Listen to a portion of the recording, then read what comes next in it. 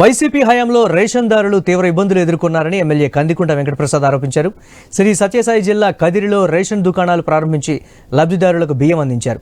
ఇక నుంచి నెలలో 18 రోజుల పాటు రేషన్ దుకాణాల వద్దే బియ్యం అందిస్తామని చెప్పారు. బియ్యంతో పాటు చక్కెర, రాగులు, జొన్నలు అందిస్తామన్నారు.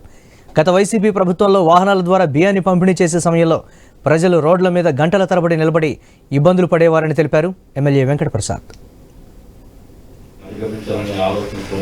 ఈ రోజున ఆ వాహనాల్ని ఫుల్ స్టాప్ పెట్టి ఏదైతే ప్రజల నుంచి వచ్చినటువంటి ఒక గ్రీవెన్స్ ఏదైతే ఉందో వాళ్ళ ఆలోచన మాకు ఇబ్బందికరమైన పరిస్థితులు ఉన్నాయని చెప్పేసి ప్రజలు తెలియజేస్తున్నటువంటి పరిస్థితులు అధిగమించాలనే ఆలోచనతోనే ఎంపీ షాపుల్లో దాదాపు ఒక నెలలో 18 రోజుల పాటు వాళ్ళు ఎప్పుడైనా కానీ వాళ్ళకు కావాల్సినటువంటి బియ్యం కావచ్చు, పంచదార కావచ్చు తీసుకునే విధంగా వెసులుబాటు చేయాలనే ఆలోచనతో మొదలుపెట్టినటువంటి ఈ కార్యక్రమానికి ఈ రోజు ప్రారంభిస్తున్నటువంటి సందర్భంగా ఏదైతే భారత ప్రభుత్వం ఆలోచన చేసి ఒక షాప్, ఫెయిర్ ప్రైస్ షాప్ ని ప్రజా పంపిణీ వ్యవస్థలో అలవాటు చేసిందో ఓల్డ్ ఈజ్ గోల్డ్ అనే రకంగానే మళ్ళీ మిమ్మల్ని అక్కడే సరుకులు తీసుకునేటువంటి రూపకల్పన ఈ ప్రభుత్వం ఆలోచన.